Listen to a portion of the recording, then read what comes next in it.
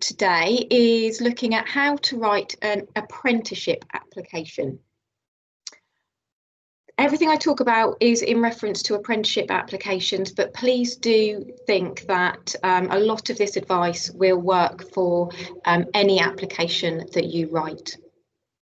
So I'll start off by introducing myself. My name is Emma and I'm from an organisation called ASK, which stands for Apprenticeship Support and Knowledge, and we are funded by the National Apprenticeship Service. I'm going to talk you through several slides today, and if you do have any questions, if I can ask for you to save them up until the end, and then there'll be a time for you to ask any questions then. Okay. Right, so looking at how to write an application form for an apprenticeship.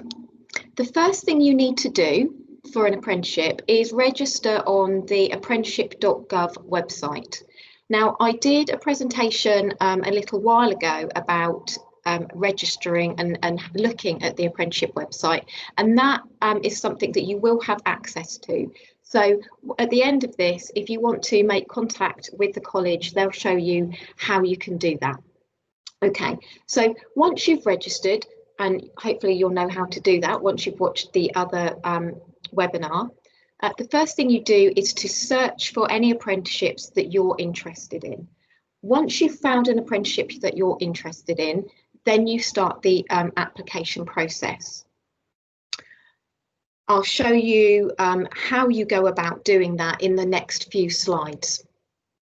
Once you've completed your application form, hopefully you'll be shortlisted for the job and you'll be contacted by the apprenticeship employer.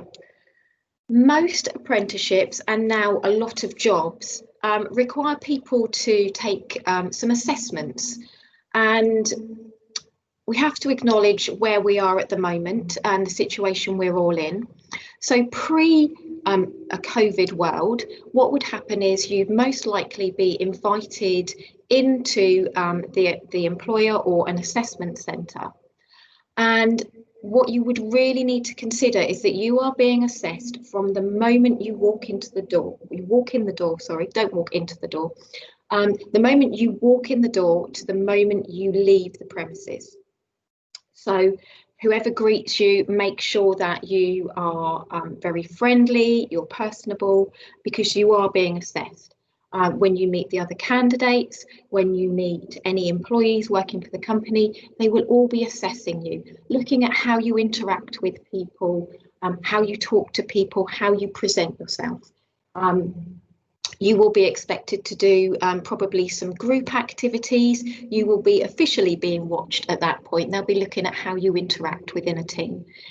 Then there might be some breaks, there might be a lunch. Remember, you're still being assessed. And then even when you say goodbye to people, you're being assessed, okay? So that might not happen now in the situation we're in at the moment. What might happen as far as assessments is concerned, there might be an online group meeting. Still remember that you are being assessed in any kind of interaction that you have with a prospective employer, a prospective apprenticeship provider, okay? So the way assessments work, there might be a group activity to do, but there might also be some online or some paper-based assessments. And what they're looking at is they're looking at how you make decisions, so your decision-making process, the way you like to work, how you understand written and numerical data. So all that kind of goes to build up a really good picture of whether you're the right kind of candidate for that apprenticeship or that job. So once you've completed those assessments, you'll be invited for an interview. So pre-COVID, that probably would have been going into the offices or going into a centre and being interviewed face-to-face by one or more people. The way it is likely to work now is it would be an online interview. So I think it's important you think about how you present yourself. So if you're meeting somebody in person, you need to think about how you're dressed, your body language, making eye contact, what you might say. And then if you're being interviewed online, do think about the position of your camera, what's in the background, are you likely to be interrupted? Make sure you've got everything you need in front of you, something to take notes, some water in case your mouth dries up, that kind of thing. So you still need to prepare for an interview, whether it's in face or online. So once you've completed your interview, hopefully you'll have done a fantastic job and you'll be offered the job. Then you'll start your apprenticeship. Okay, so that's the process. Now let's look a little bit more in detail on the application. So when you're filling in an application form, you'll be asked for an email address. I say this all the time. I've said it in other webinars. It's really important your email address is a sensible one. So if you do have an historical funny email address or slightly risque email address or stupid email address, now is the time to change it. So get yourself a Gmail or something like that, just your name. Nothing silly, nothing that an employer is going to look at and make a judgment about you. Okay. You will obviously need to provide your telephone number and personal details. Now on the apprenticeship.gov website, the application is saved and all those details are saved for any further applications you make. So if any of those change, if you move or if your telephone number changes, make sure that you update that on your application so that employers can definitely get in touch with you.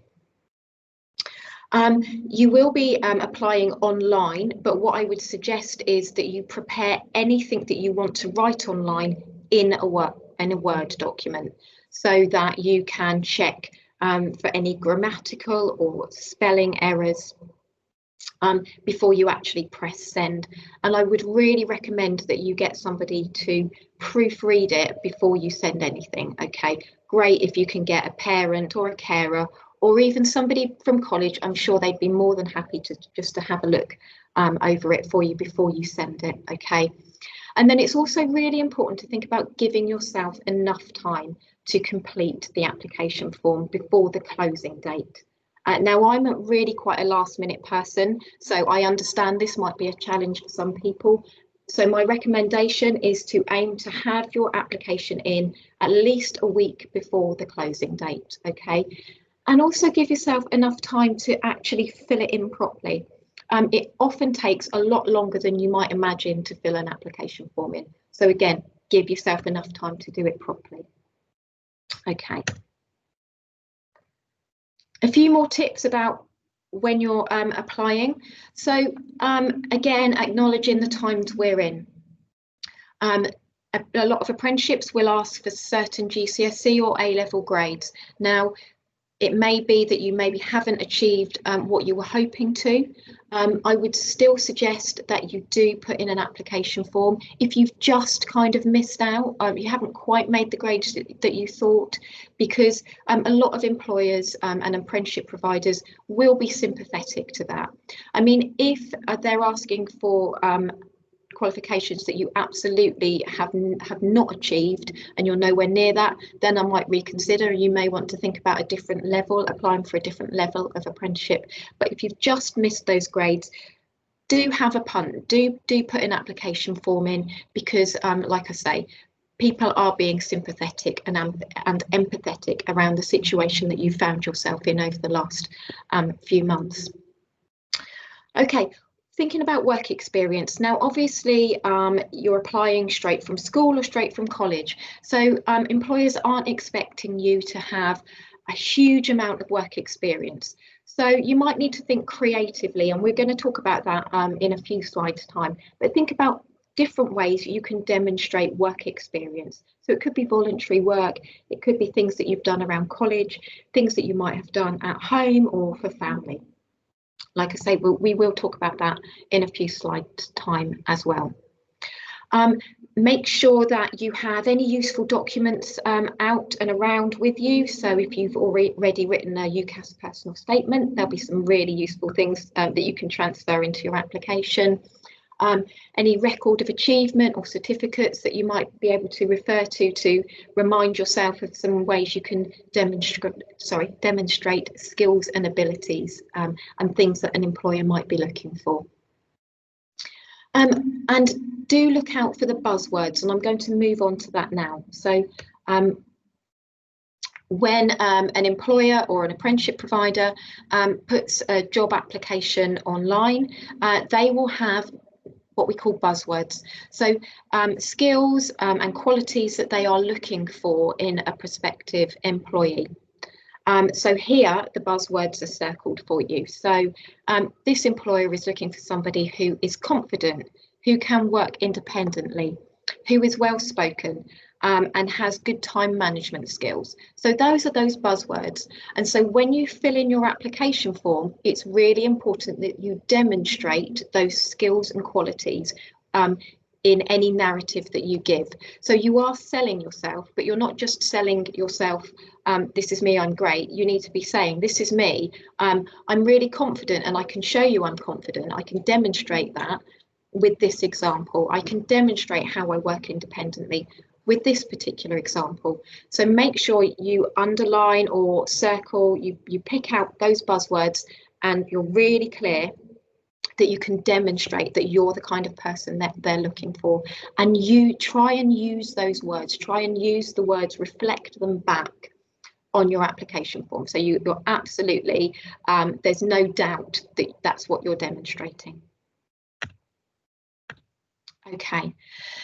So this is very specifically looking at the apprenticeship.gov application form. It asks there's three main sections, okay? So the first one is asking about your main strengths. So if you're applying for a very specific apprenticeship, make sure you think about your strengths and how they might demonstrate what that employer is looking for, or demonstrate those buzzwords. Okay, you've got 4,000 characters, which is about the size of an A4 sheet of paper. So if you can think about that, that's how much you need to write. You don't have to hit that mark exactly, but it is important that you make your answers as full as possible. So not just brief answers. An employer is not going to be impressed by that. So try and use as many of those characters as possible. So that's the first one. What are your main strengths?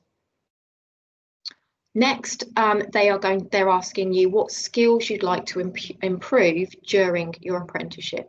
And I do have a slide to kind of help you think about what you might write there. Okay, so you're thinking about what you'd like to improve.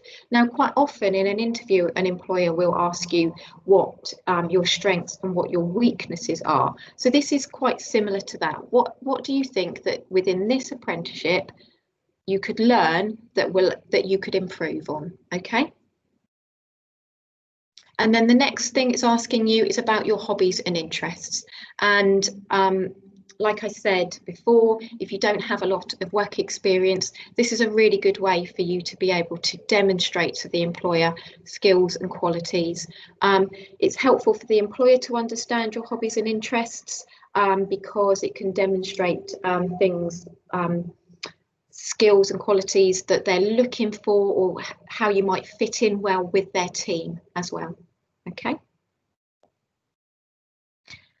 Right.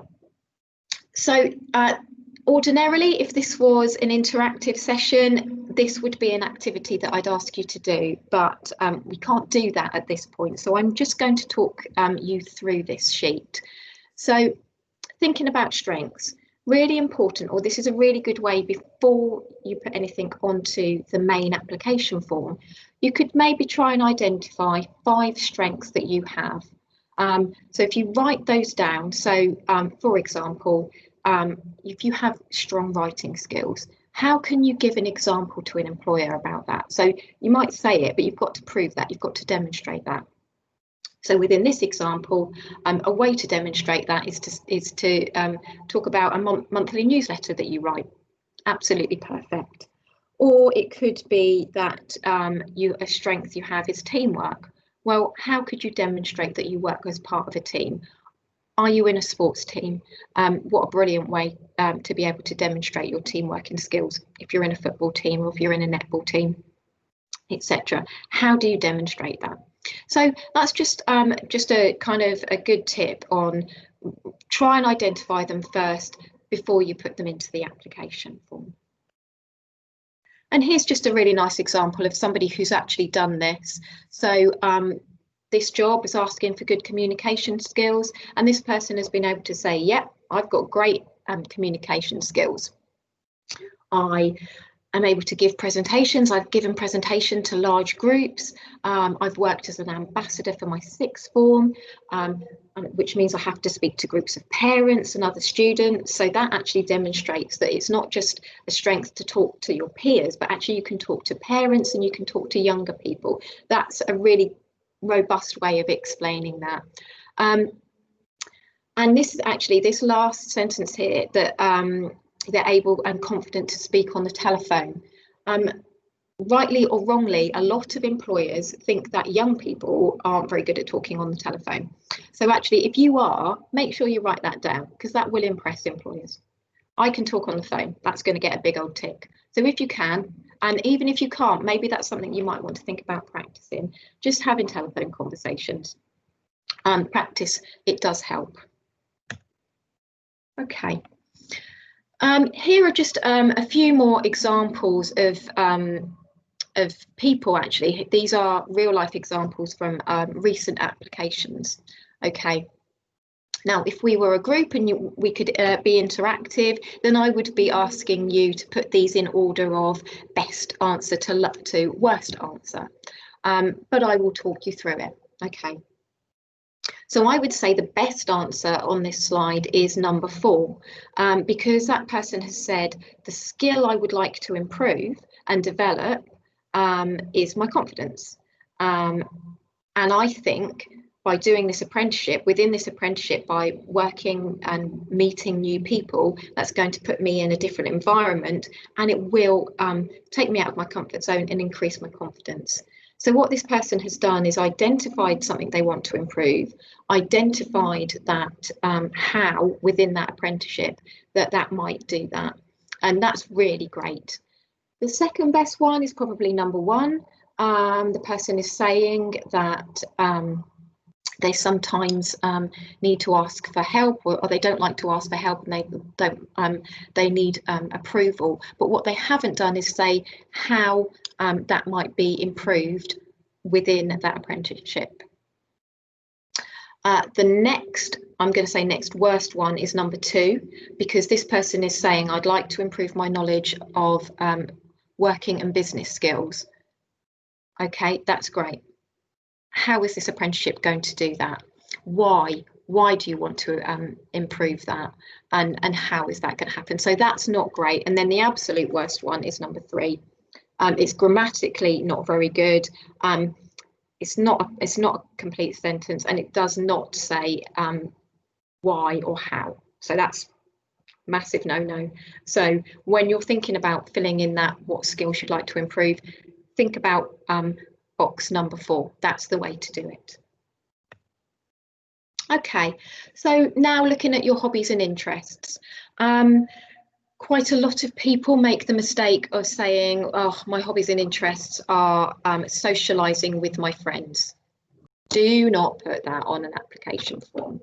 Most people like to socialise with their friends. That's not really a hobby or an interest. It's just something that you do. And it also isn't a very good way to demonstrate any skills or qualities that an employer is looking for. So we've got a few examples here. So photography. So if you do like photography, that's a great way to be able to demonstrate maybe that you have an eye for detail. So we've got drawing or knitting. So those are creative. So to be able to say that you like craft, it shows you're creative. It shows that maybe you're good with your hands. You've got good dexterity, which is actually really important for a lot of jobs. I've touched on being part of a sports team. Well, that absolutely shows teamwork. It can show resilience. It can show that you're happy to turn out in all weathers. That you are a supportive person, or that you show leadership skills. So yeah, just a few. And maybe reading or listening to music shows concentration. shows commitment, that kind of thing. So that's the third thing that they ask on that on the apprenticeship website. But like I say, quite a lot of other applications and job applications will ask that kind of thing as well. And also in an interview, you may very well be asked that kind of thing. So think about why you're writing it and how it can demonstrate that you're the right person for that job or for that apprenticeship. Right, so kind of moving away from the bit about you, the other thing that employers are really keen is for you to know a little bit about them, who they are. If you're applying for anything, make sure you research their company. Connect with them on social media, look at their LinkedIn, look at their Twitter, look at their Instagram, make sure you're connected and so you get a feel for them. Read any newsletters that they put out, read any press releases, that kind of thing. If it's a particular sector that you're interested in or that job or apprenticeship is in, find out a little bit about that sector. So if you can find anything, if there's any trade, online trade information or trade magazines, have a look, any blogs around that. Really research it, because if especially in an assessment centre or within an interview, you might be asked, and if you can demonstrate knowledge, that is going to go down very well and may very well set you apart from your competition. If you can find out anything about their recruitment process, that's a huge bonus as well. You might be able to contact them and ask if you could talk to any apprentices that they already have. What a brilliant way to find out how their interview was and the kind of things they had to do. So yeah, get to know the company. It's going to be really helpful for you. Right, so I've talked about the .gov.uk/apprenticeships. That's how you find the application that I've been focusing in a lot, but there are other places that that you can look for apprenticeships. Okay. Amazing Apprenticeships is one of those places, and actually Amazing Apprenticeships, you can also find videos of apprentices talking about their experience. You can find videos of large employers such as Rolls-Royce or IBM talking about the kind of things that they would like to see from an apprentice. So that would be really helpful before you fill in your application form. Other places to look for an apprenticeship would be generic job sites like Reed or Total Jobs. They will absolutely be advertising some. And if you're looking for a degree apprenticeship, you can also look on the UCAS website. And also, if there's a company that you absolutely would love to work for, have a look on their website and their social media. They do often advertise their vacancies via those routes. Okay. Has anybody got any questions? Please do unmute yourselves and I'll happily answer any questions.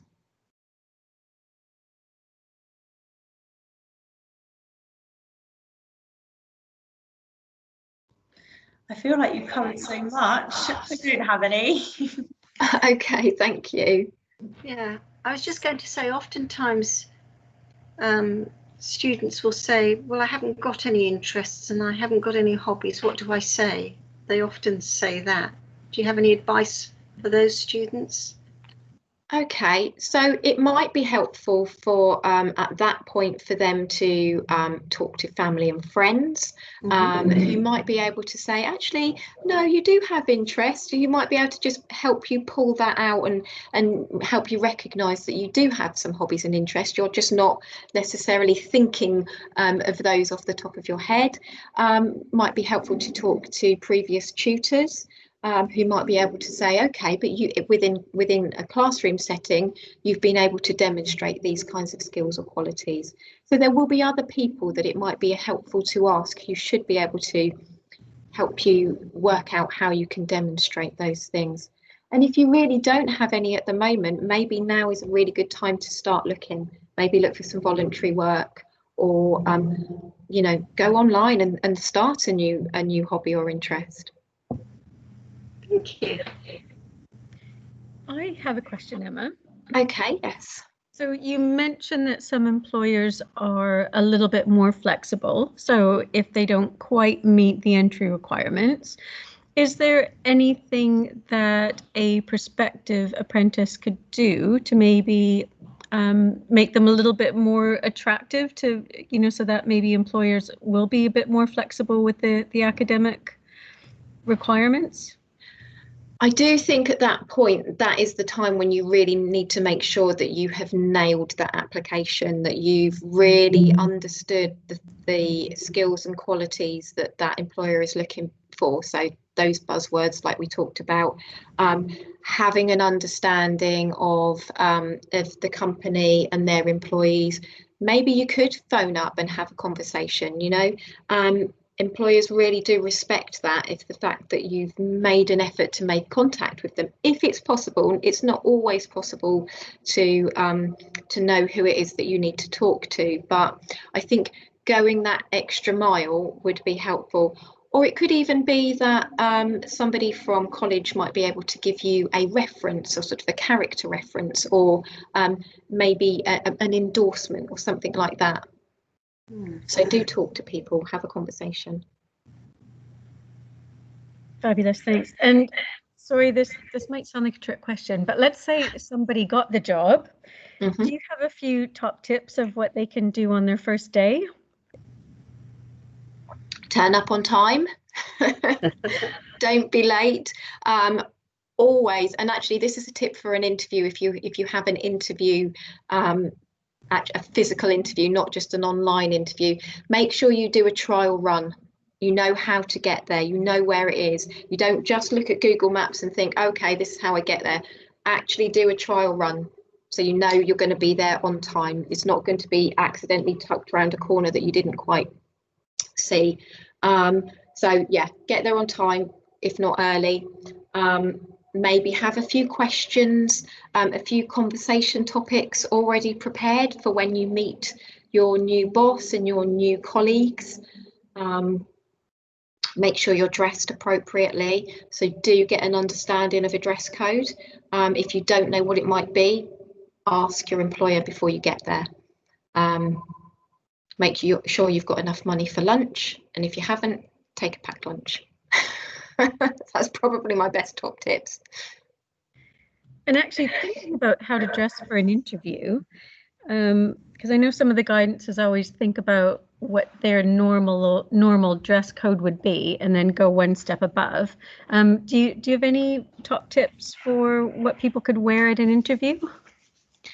I think it's always important to, if you can see any, online, what other employees of that business wear day to day, do have a look.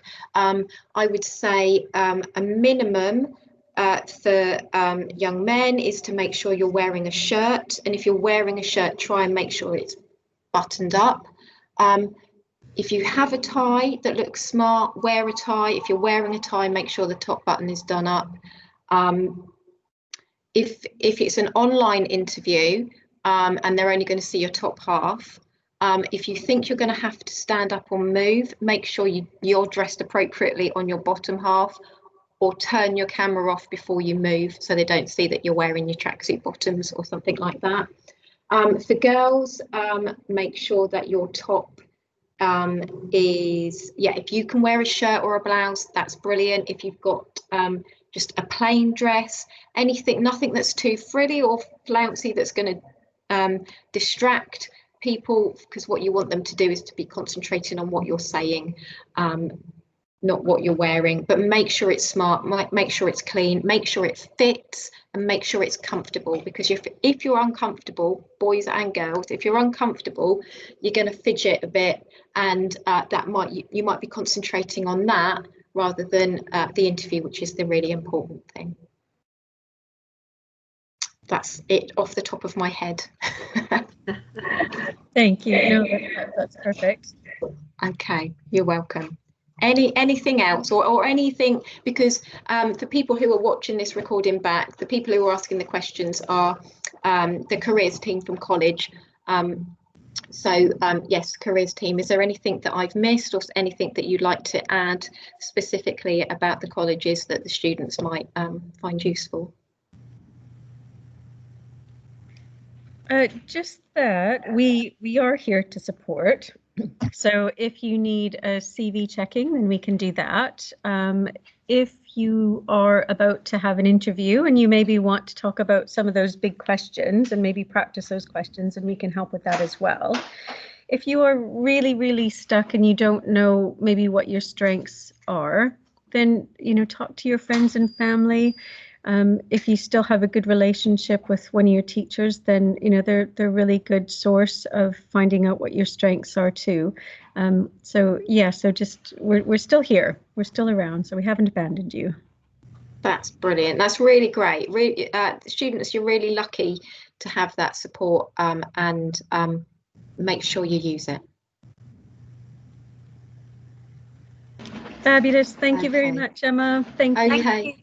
Thank You're you. welcome. If anybody wants to get in touch or find out more about apprenticeships, just on this very last slide, that's how you can make contact with us. Okay. Thank you.